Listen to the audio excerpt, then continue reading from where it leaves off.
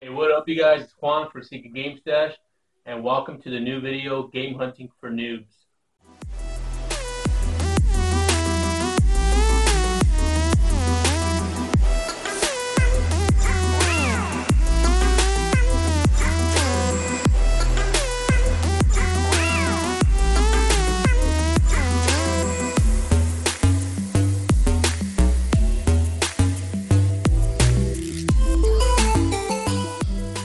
Welcome back, you guys. This video is for what you need for game hunting. This is for the new upcoming game collectors. Make sure you either have a job or some sort of income to pursue game hunting. Reseller. Hey, you guys. So the first thing you need is a backpack, a really big backpack. This is mine. This is a Navy backpack from the military. One of my friends gave this to me. So you do need a big backpack. For reasons is for any consoles that you pick up while you go game hunting. You might end up picking up 2, 3 that same day. You don't know where you're gonna pick up that day, and you need it, to stash your console. You can't even tell that I have a game in there. You honestly can't. So this is one of the first accessories you need for game hunting. So the second thing you need is money. You need dollars, fives, and 20s. For bargains, if you ever get a $10 deal, ask for 8. Make sure you have the change, which is $1 and a 5. Get your $8 and you give them to her. You don't give her a 20 because that makes you look stingy as hell. So make sure you have the right amount of money, your wallet to hide your money so they don't know how much you have. Don't be a reseller. Reseller. The third thing, a flashlight. I might look retarded, but it's a big help when I go game hunting because when I'm holding my camera and I'm digging, I got my flashlight ready to go. Make sure it's a bright flashlight because these places get dark, boxes get dark early in the morning, and you can't see through it with a shitty flashlight. So make sure you get yourself a nice flashlight to go game hunting. Another accessory you're going to need for sure is a console to take. Reason is to test games, which is like Pokemon, the old version. I would go with the Game Boy SP. It plays Game Boy Advance, Game Boy Color. I think that's everything that you play with.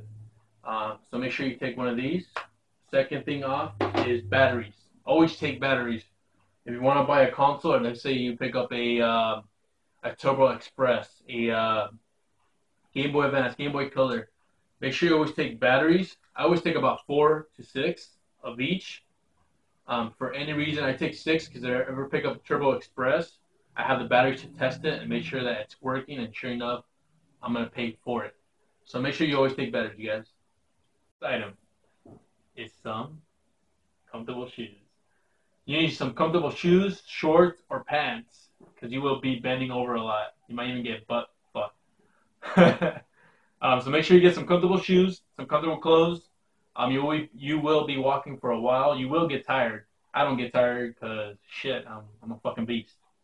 But that's what you need as the second item. The following item.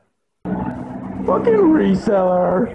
Last but not least, you need your knowledge, game knowledge. Reason is you have to know your stuff because when you're out there and you don't know or you don't have a phone with you, then you're screwed. So make sure you know your game knowledge. I knew about Strider 2. I didn't know it was that rare, but it was pretty rare. So when I picked it up, that was a bargain for me. If things get to worse and you don't know your knowledge, then you have your smartphone. Now that doesn't mean that you go out there and use your smartphone in front of the vendor because that is the worst thing you can do. It makes you look retarded, and when other game collectors see you looking up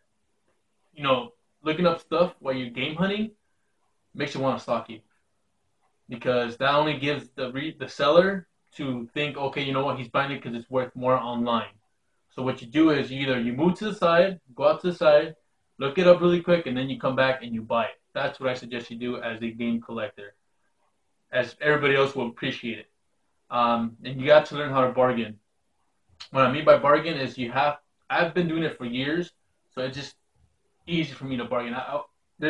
Every time I buy something, it wasn't a bargain. I always get it for a bargain, no matter what. I have not lost a bargain. And if it is, it's because that seller is just really tough. And so I think that's the last things you need. The last things you need is game knowledge. If things get to worse, a smartphone to the side, not where the stuff is at.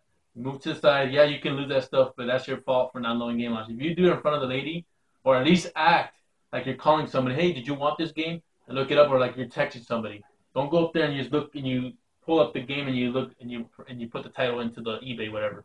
Don't do that. So that is my advice to you guys. And we say the best for last is the best pickups that I picked up game money.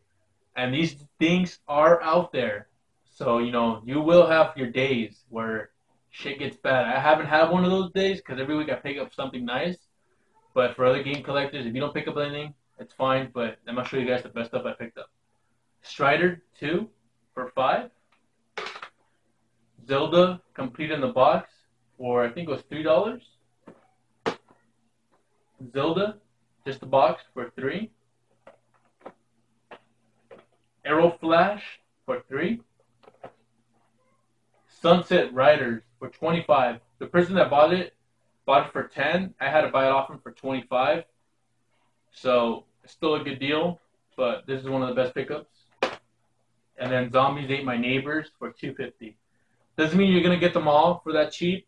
There's some stuff that you will pick up. Oh, and the best for last. Actually, I forgot. So you know that things are still out there.